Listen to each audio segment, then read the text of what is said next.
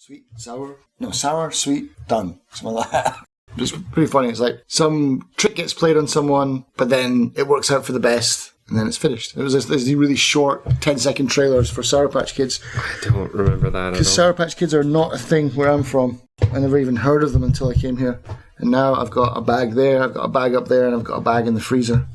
Because they're awesome. My God, where have you been all my life? In the United States, clearly. Yeah. You ready? Yep. Let me get my cat. That does not translate well in audio. No. I did not just do what you thought I did. Right. Buyer's remorse. Hello, and welcome to Buyer's Remorse. I'm Justin. I'm Darren. Today we're doing our year-end wrap-up for the show, what I'm going to refer to as Season 1. We are quickly approaching episode 26. Yep. And Pony Island. yes. So here we are. Thank you for listening. As always, we ask that you would spread the word about the show if you like what we do. It's basically the only way we're going to grow. We, at least at this point, are not advertising anywhere or doing any of those kinds of things. For the few of you that perhaps only know about this podcast, we do have another podcast called Filling in the Gaps. We must, of course, say ours is the one with the logo that has the brain puzzle on it, not the two guys. Well, they've changed their picture now. Part of the drinking game right there. Yeah, if Leave that in, just so they can have a drink. You don't know what we're talking about, do you? But they will know if they listen to the wrap-up for the Filling in the Gaps episode. there you go. And here's the only cough I'll try to leave in. Filling in the Gaps is basically a podcast in which we do very deep dives, in-depth looks at puzzle games and puzzling movies that are a bit difficult to understand. We like it. We love it. I mean, I love doing it, but sometimes it can be a bit deep and heavy, which is why we do this one, because this one is fun. Light and fluffy, like this cat. Darren is wearing a sleeping pillow on his arm. That is the cat he refers to. I'll take a picture of it and show you guys. Here you go. Yeah, maybe put that in the video so they understand. Because of that, let's talk about that quickly. If you listen to our One Finger Death Punch episode, you know that Darren had a problem with a broken arm earlier on. Last year. Yeah, it's a long time ago. Feels like an age. And it needs more work. So he's currently keeping it warm because otherwise it's quite painful. But because of that, we are well into season 2 of recording. We've been working very hard to prepare for the time when he's down to one arm again, so that I don't have to only find games where he can play one-handed. So we're definitely still going and planning to for quite some time. Yeah, it's a lot of fun. As much as I complain about it and hate you for choosing these games, it's my own fault, really. But that's why it's Buyer's Remorse. we can only hate each other. You need to add more shitty games to your library, man. I go through your library like, those are all fun. Like, I can't find the bad games in your library. I'm sure they do exist. I still have some on Fanatical I'll throw over. Yeah, and you need to send maybe me some of those links. The Humble Bundle, maybe the Trove one. Oh man, I can't wait for you to play The Quiet Man. That's next on the list. I think that's Yes. gonna be awesome. One of the things that we have done in the past is what we refer to as Beggar's Remorse, where we basically give people a key and have them play for an hour and then report back. Is this something you want to keep doing? I love it. Yeah, I mean, I wish more people would take part in it. I've given away. Me too. I would love if we could have at least one per episode. Yeah, me too. And so what I did in the past was I put it out there as a suggestion, like, is there anyone who would like to come forward and do this? And a few people did because they thought it would be fun. And those people are certainly welcome to do it again. Anyone's welcome to do it again. Yeah, I'd love to see Crimson or Chemo or anyone come back and do it again because their reviews were fun. But what I'm going to do now is, and what I've been doing for the past couple of episodes that you might notice, is I've just been putting up like a Word document of 10 keys at a time. If you take one, then please consider writing a review and just posting it to me as a Steam friend if we're friends on Steam, or emailing it to us at fillinginthegapspodcast@gmail.com, and then we'll happily read it out. You can make it as crazy or as normal as you like. No holds barred. Just let us know what you thought. I mean, the keys that I picked, I got them I got, what was it, 50 keys for like $3 from eBay. So they're going to be real winners. There's some AAA garbage in there. But there might be a couple of ones that are good. I don't know. Maybe there's one that, you know, one man's trash is another man's treasure kind of thing. Don't think that's going to be the case though, but you're welcome to try. Please do. I think that is a way for us to help build community. Also just a way to allow more people to have the fun that we have of playing some games that are less than stellar for an hour. An hour, you could put up with most anything for an hour, as I found with Cavern Escape. Yep. Join in the fun. It can be fun. It really can. The whole review part at the end is like the catharsis for it. It's like you get to play it, you get to get frustrated by it, but usually there's no one around for you to be like... Nobody else has played this before. Yeah. Who are you going to talk to about this? Exactly. So come on here. Let us know your thoughts. Vent it. Get it out. And let's have a good laugh about it. With that, what I would like to do for this wrap-up episode is I would like us to discuss how we did overall with our games this year. So I've written down every game that we've played. All right. That's a big list. Well, we did 26 games. I don't think we'll quite get to Pony Island because that episode hasn't come out yet. Yeah. But let's go with yours in order. Okay. So, Tesla Effect, a Tex Murphy adventure. Did you finish? I did. Great game. One Finger Death Punch? No, I've not finished it. You finished it, though. I finished it recently. I finally went through a new binge where I just had a few minutes at a time, and I would just push and push and push. I didn't beat every level. By the end of the map, there is a bomb level, which is just ridiculously hard. That's where I stopped. You have to be perfect. That's when you almost get into the gate at the end, yeah? Of the Yeah, map. but you don't actually have to... There's another path around it, so you don't actually have to do that. I got stuck in both, in either path. On that fork. That's pretty much where I gave up. That bomb level was You're so close. I'm so close. I've got like maybe 4 or 5 levels left to do. Now, mind you, listeners, I did it on student level. I will never go to the master level. But I will say this. When you finish the game, there's an ending, but it's not the kind of ending you would expect. It's basically one of the developers in a video saying, you know, thank you for playing the game. Oh, that's cool. I appreciate you giving an indie game a try. It's very cool. It's totally not the ending I was expecting. I was expecting some sort of stick figure animation, but this was kind of nice. Or just congratulations. Yeah. But this was a nice ending, and it felt very much in spirit of the whole game and how it was made, and I really appreciated that. I thought that was really nice. Yeah, that's cool. So, keep going. You're almost there. I'm almost there. A Dump in the Dark? I think I have finished it, because you can play any level anyway, and I've seen every level and played every level. I haven't completed every level. Have you gone back to it again? I have not, no. I've been too busy doing other stuff, but I haven't written it off yet. I have not tried this one, despite the fact that Darren did buy this one for me at some point. Which one? Oh, Dump in the Dark? Dump in the Dark, yeah. Well, let's check back with us in 2020. Right.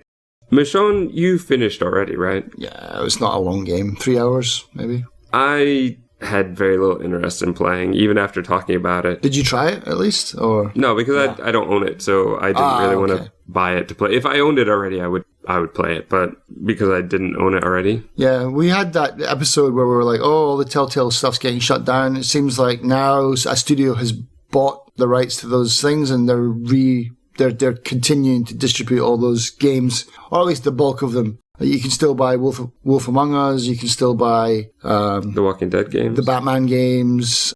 I think they're going to continue it, but I don't know if that's a wise business move. I don't think it's really... Well, just because we're not big fans of it. Other people are. I don't know if they really made that much money, though, because those things are expensive to secure the rights for in the first place. I don't know if they pay off. Well, but maybe the new company would take the same system but use it with their own stories. Sure. Yeah. We'll see what happens. Uganda no Due? Fuck no.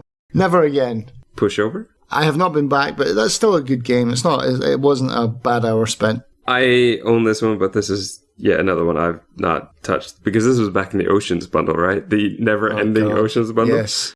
IGT slots? No, never been back. But I'd like to play like a proper gambling game. Just not that one. It's just, that's trash. Absolute trash. Hidden Folks? I've been back, yep. I've been back. DLC. I went to play this one for a while, yeah. Yeah, they got like the beach something DLC now as well. yeah, I hope they keep releasing more and more content for this as DLC, because it's cheap enough as it is, and it's a lot of fun. It's tons of fun playing this. I like this one because this is the type of game I can play and, say, listen to a podcast while I'm playing, or where I don't really want to have to think too hard, kind of late at night. This is something I can play, and it's nice. B-Fence? No, I've not been back to play B-Fence. Save Jesus? No, not been back to play Save Jesus either. Although I am pretty psyched about the Jesus Simulator that's coming out. What? They've got a new game out. It's like, I don't know what it's called. I think it's called, it's not called Jesus Simulator. It's the guy that did House Flipper or not the guy that did House Flipper, the publisher that published House Flipper and Thief Simulator and all these games. They've got one where you are Jesus, and so you can walk on water and perform miracles. And they've got another one called Priest Simulator, which looks even better, where you like perform exorcisms and stuff like that. It's absolute. They look so bad that they're good. I have to buy these and play them for Buyer's Remorse, man. They're going to be fantastic. I think I would probably choose those for you, yeah. What about Last Rites? No, because I could never get past that. I did go back and play it again when I was getting the video footage for it, and I got stuck on the exact same point that I was stuck at before. I don't know, it's just like a mental block where I get to that point and I'm like, oh, okay, I can't do it. But I got back to the exact same point, and there's this like pixel that you have to hit while jumping through midair, and I just can't hit it. Unless there's a button that I'm missing somewhere else. Nah, unfortunately, because that game's not bad. It's not a terrible game. Witches Pranks? Completed. Yeah, I think you'd even completed that before we recorded that episode. You played it. I tried to play it. Yeah. So I've tried to play it on Steam, and it crashes over and over again. I found it free on Google Play, and so I started to play, but it's only free to a certain point. And I've become so frustrated with it. I really enjoyed it. I think it worked better for me on mobile, actually. It felt much more intuitive and natural. Some of the stuff with the cursor and mouse just doesn't work the same. Yeah, it's fun. For example, there's a sliding puzzle where you have to put these pictures of snakes in order. And with the mouse and cursor, I could just kind of pick up the pieces and move them around to where I wanted them to be. But with the tablet, I was actually moving the pieces with my finger and sliding them much more the way it is intended, I think. Right. I really enjoy it. I just can't seem to figure out what's wrong. That's odd, because even on the Steam page, there's people complaining like, oh, this crashes for me. I never had one crash ever. There are some people that say it's the antivirus. There's some sort of virtual disk scan, but I can't seem to figure out where that is on my antivirus. So for now, I've shelved it. I've deleted it, but I wouldn't be opposed to trying again. Just, I can't deal with it crashing it doesn't just crash the game, it crashes the whole computer because, well, if I'm in full screen mode. Right, okay. And it can crash so quickly that I can't even get into the options to turn full screen mode off. Oh. And so then there's no real way to get out of it. So I have to basically turn my computer off and restart it every time. So it's a bug that's ridiculously harsh if you have that set up. Right. What about Fez? That is something, again, too busy to go back into, but even when I went back in to get the footage for it, because basically what I do is I play the game for an hour and I don't take a video of it because no one wants to watch a video of me bumbling around like an idiot. Or maybe you do. I don't know. But I don't want to see that. So I play it for an hour, and then much later on in the year when the episode's actually coming up, I'll go back and I'll play it again and grab footage, and I know what I'm doing so I can move around the map more, or I know what parts are fun maybe to look at. And when I replayed Fez again, I was like, yeah, I need to get back into this, because I played up until you get the Fez and everything goes into 3D mode. And I was like, yeah, this is a cool game. So it's been bumped back onto the list again of games that I want to play again at some point. And probably with my surgery coming up, that's probably a good one to play with one hand, because it doesn't really require much. So, yep, Fez is on the list. I like Fez. I like the way that it looks. I played it a bit before you did. I think because it was in Indie Game, the movie, that's where I heard about it. It's just not for me. It's a lot of exploration and walking around in a way that after a while doesn't feel as much fun. The 2D to 3D puzzles, though, are a very clever mechanic, and I appreciate that. It's a game I really respect and appreciate, but just don't enjoy as much. So I've had it for over a year, and I just haven't really gotten to it, and I suspect I just won't at this point. All right, so your ones then. Your ones were VVVVVVVV. I beat that. I think I talked about that in the following episode because it's not very long. I think 2 hours to beat. Yeah. Challenging, but very clever, very well done for what it is. Would I play it again? Possibly, but I'm not in any rush to play it again. Right. Hitman Absolution. That's a deep game to get into. Did you go back and finish it? Yeah, I finished that one. Yeah. Wow. Oh, nice. What did you think? Was it worth your time to go? Yeah, I mean, I finished it. I played it. What gets me about this game, and I think Hitman games in general, at least based off the early ones, it's not really much for story. So for me, playing Hitman for the story is not great, but playing it so that you can kill characters, steal their costumes, try to sneak past other characters, where you have multiple ways in order to finish a level. You can do it completely with stealth. You can blow everything up. It's another one of those games like Dishonored where you can try to stealth it, but if it doesn't go well, you can still try to find a way out. And that works for me. Stealth games where you have to stealth or lose don't really work for me. So I do like this one. I would recommend it for people who like that kind of game. And some of the things are really fun. I mean, you can kill a guy by dropping a piano on him. So, well, it's my seal of approval. All right, your favorite game, Cavern Escape.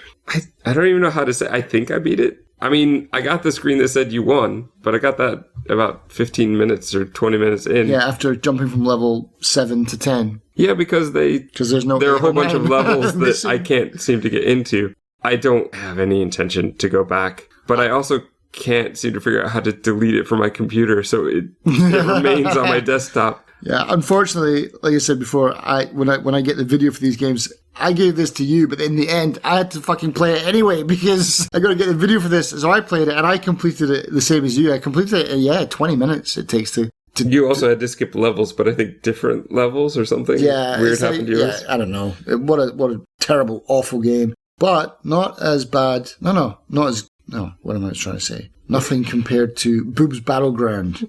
Well, certainly Boob's Battleground is more interesting.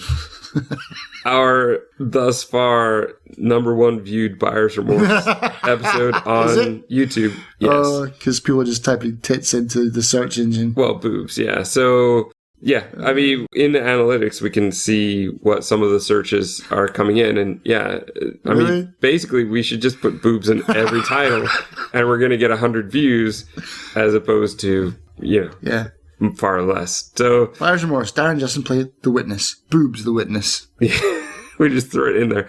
Boobs Battleground, I think I finished. I don't know if there's any way to do more than what I did in the game. I would love to find out that there's slightly more that could actually be done, that the wooden door could be opened, that the one character could actually die, that there is actually something to this game. But I think I found it all. I think that if there's anything more, then mine is bugged or it just doesn't work. I don't have any desire to really go back and play it, except to maybe subject you to it. Oh, no thanks. Pathologic, that's an interesting game at least. Yes, however, it's super challenging. Yeah. And just not something I've felt devoted to, so I've not gone back to it yet. I would like to, now that you've told me a bit how to, it's certainly with that one character, how to get a little bit further. But at the moment, I just don't seem to have the mental energy for it. And we've been just on such a rampage to get ahead that I've not been playing much else except for stuff that we're going to talk about on the podcast. I plan to, but I don't know when. Okay. The Ball? Finished. Done. The Wolf Among Us? Finished. Mooseman? Finished. Wow. Well, a lot of these are much shorter games. The Ball took me ages. That was a game where I play for a while, get kind of bored with it, shelve it for a bit, and then come back to it a month later. Yeah, I liked the Mooseman. Mooseman was pretty cool. The Great Escape, I doubt very much that you finished that. I've not gone back. I would rather watch a playthrough than actually... Takes 30 minutes to watch a playthrough. Exactly. It would take me weeks to figure out. Yeah. Nether Resurrected. Your darling. Nether Resurrected, I'm glad it exists. I still think that this is the type of game, if we could get a whole group of people on, it could be an interesting experience to play, and it could be kind of fun. Just like take over a server. Yeah, I mean, we basically could, because I've played it, and then I played it again to record some video for you to edit. Yeah. And again, it was virtually empty. But it's a tough game to play alone. But I think as a group, it'd be great. This is the type of thing I think if we were to ever start to get into streaming, particularly if we wanted to do like a stream for charity kind of thing, Nether Resurrected is one that I would definitely want to do. It's not a bad game. I still don't understand a lot about it, but I don't want to do it alone. So it may be something I come back to again, but not alone. Right. North was, I like North. North in all caps. Yeah, I enjoyed it, but it only takes about, 90 minutes, I think, to play. Short. So I think I had finished that one even before we recorded the episode. I like it. I would definitely recommend it to people, especially people that like indie games, things that are a bit surreal. I don't, at this point, really have any desire to jump back into it because it's completed. But I could see this being the type of thing 10 years down the road, I get a bit of nostalgia and go, oh yeah, I would like to play that again and see how that worked. Especially because it's so short. It's a easy thing to commit to. Yeah. Easy Red? I did play more, but pretty much... Yeah, I saw your playtime on it. It was like 2.6 hours or something like that. It's like, yeah, you played double. Yeah, but that would have been right around the same time. And then I realized I just wasn't interested in going any further. There doesn't really seem to be a story or anything to compel me to really want to make it all the way through. I think it's great for people that enjoy it. If you see the trailer for this game and you think that looks worth playing, or you listen to our episode where I talk about it and you think that that is worth playing, then yeah, especially on sale, give it a try. But this kind of game, I'm not really into Medal of Honor or Call of Duty or these kind of games anyway. So the fact that I played it for 2.5 hours it really says something about this kind of indie first-person shooter. And this one's in brackets, but... Well, it's because I don't know when we'll release this episode yet. But, upcoming episode, Pony Island. Closing out 2019 with Pony Island. Yeah, I'll just leave that as a teaser. Yeah. Here's the thing, though. Yes. Who had... I'm just looking through this list. Yeah. So, let's see. Personally, how many duds, right? So, Tesla Effect, that's a win. One Very Good Death Punch, win. Wait, are we counting duds or are we counting wins? Because I mean, like, good games. Yeah, so...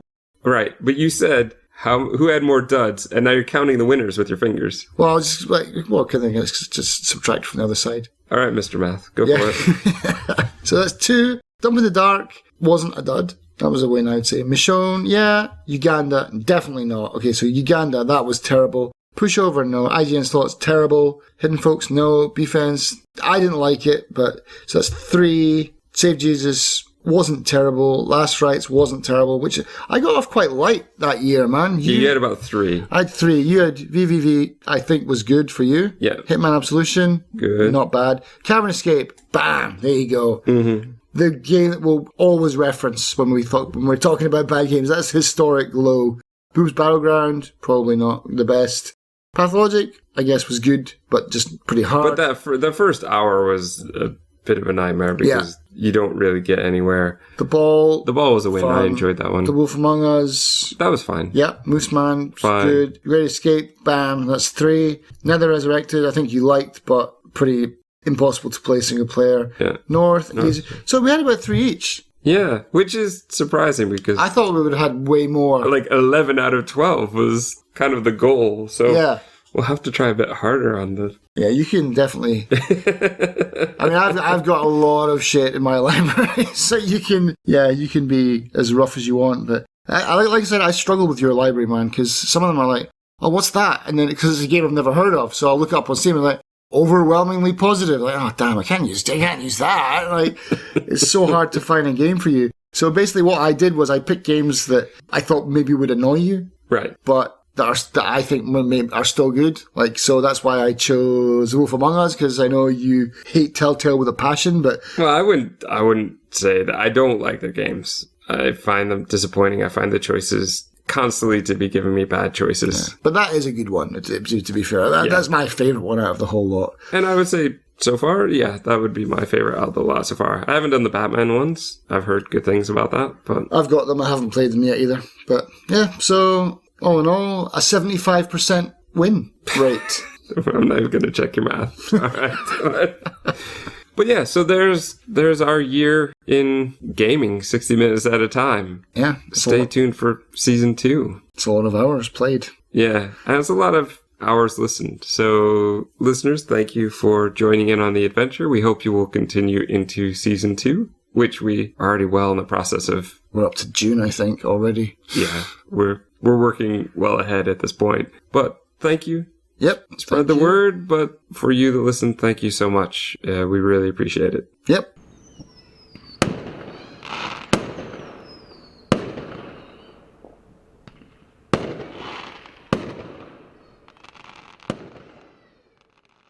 Yeah, we don't have an ending for that one without it. Meow. Oh, God. Sorry. We can't do like a confirmation, right? Like,